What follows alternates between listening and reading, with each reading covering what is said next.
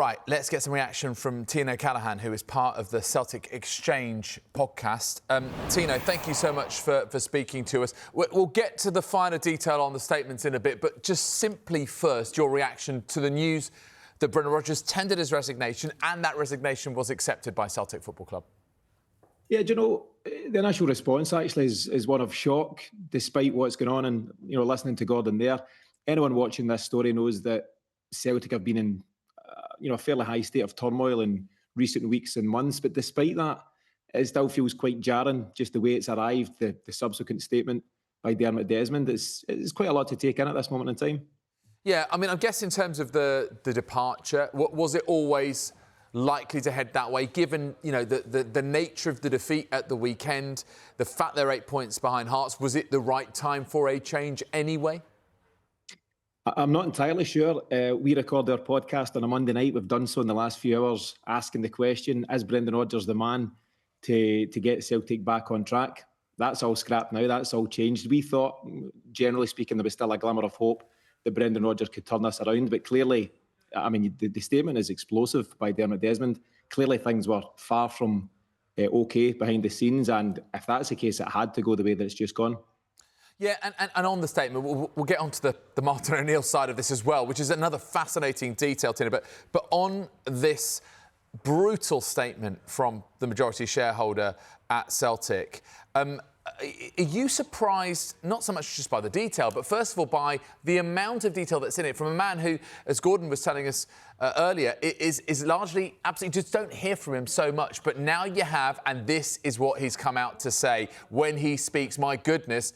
He is, you know, dropping some huge, you know, not bombs, but really kind of just explosive detail on the nature and, I suppose, the inside of the relationship with his manager. Yeah, do you know, I mean, it's scathing and there's so much going wrong at Celtic at this moment in time, and to effectively pin all that blame on one man in Brendan Rodgers, it's a really bold statement for Dermot Desmond to be making. And, you know, he's described in many quarters as the absentee landlord. We barely see him at Celtic Park. He turns up for big Champions League nights. I don't think he bothers to even attend the AGM. And so the fact that we barely hear from him and then this is what we get, it's quite extraordinary. There were certain claims that are made by Dermot Desmond, in particular on who signed off for transfers. He seems adamant that everything was done and Brendan Rodgers knew about it, how it was done, that he would approve on it, he would endorse it, and that any situation otherwise is absolutely false. How much, you mentioned the word turmoil, I think it's a very apt word, Tino. How much do you think that was a critical factor? Because it felt like that deadline day was another real sort of moment for Celtic in this season that, again, just didn't go to plan and put more strain in the entire situation. Somebody's not telling the truth, because Brendan Rodgers was adamant in the case of 3 signings in particular. I think Shin Yamada, Hayato Inamura from Japan, and one other I can't quite think of. He was adamant that these were club signings, to use his terminology, and effectively saying that, you know, distancing himself from those signings. Dermot Desmond seems to say otherwise, and often in these cases, the truth lies somewhere in the middle. But yeah, as I say, someone is not telling the full picture here. I mean, obviously, there's a lot of, you know, acute frustration, let's put it that way, amongst the fan base towards the board generally. Across the board right now. It's interesting, there was this line, again, that Gordon highlighted, which was not just a real criticism of Brendan Rodgers, but also it's almost like this utter defence of Celtic Football Club, saying what has failed recently was not due to our structural model, but to one's individual's desire for self-preservation at the expense of others. I wonder, what do Celtic fans make of that, the model, the structure? Is that not in question at all? It's very much in question, and you can talk about Brendan Rodgers' self-preservation, but that can sit very separate from the fact that the club did not sign a suitable centre-forward or a suitable right winger during this summer transfer window. So there's such a disconnect, and, you know, the fans by and large have been kept in the dark here, because Brendan Rodgers, and I understand his position, he's, said words to the effect of, "There's no issue here. I've got a great relationship with Michael Nicholson and others on the board." But it's absolutely abundantly clear from this statement that that was far from the truth. So, as I say, there's lots going on from all sides, but ultimately it's the fans that are left in the dark here. Martin O'Neill stepping in will be welcome temporarily because he's hugely popular at Celtic and always will be. But we're now back in this question mark of what next? And can we trust this board to appoint the right manager? Can we trust Dermot Desmond given the way he's acting at this moment in time? Who knows? Before we discuss what next, what about Brendan Rodgers and his legacy, having been back for a second spell and this time didn't deal in trebles but dealt in doubles at least? Yeah, I'm really disappointed actually that he never got the chance to sign off on his own terms as such by winning a trophy, because whatever you want to say about Brendan Rodgers, he was a winner. He won 11 trophies, I think, over 2 different spells. Every time he attempted to win the league, he done so. And it's disappointing. He'll be regarded, generally speaking, as a modern-day Celtic hero, in terms of the managerial capacity. But it's just fizzled out. And to me, that'll always be disappointing.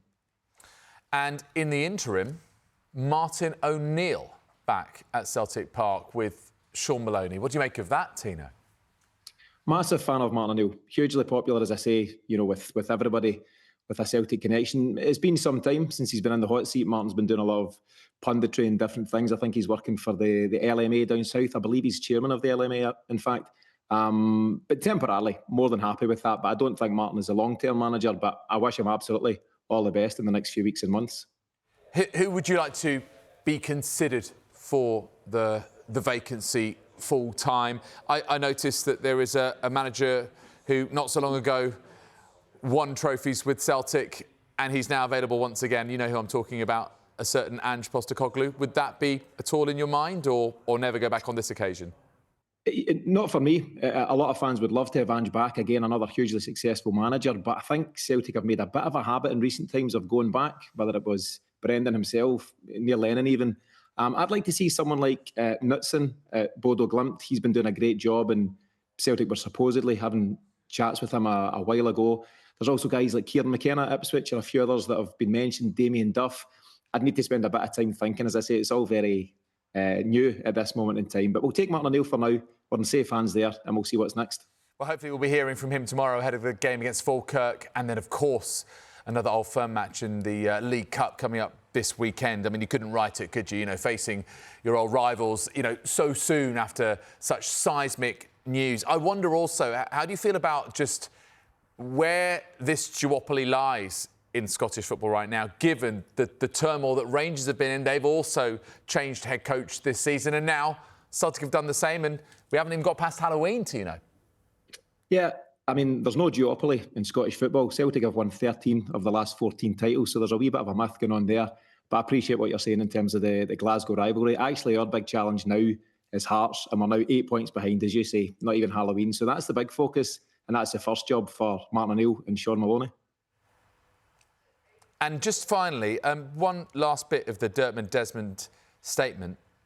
It's the closing words, Tino. Celtic is greater than any one person. Our focus now is on restoring harmony, strengthening the squad, and continuing to build a club worthy of its values, traditions and supporters.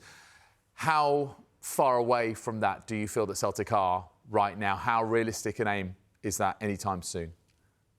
I mean, I'd love it to happen in the near future, but it is not in touching distance at this moment in time. There's been several fan meetings in recent weeks, and there's real unrest behind the scenes, and this won't be solved by placing a new manager or even signing a few players in January or getting closer to Hearts at the top of the table. There is a notable disconnect between Celtic and the fans right now, and the hope is we can get back to some sort of harmony, but it's a long way off at the moment.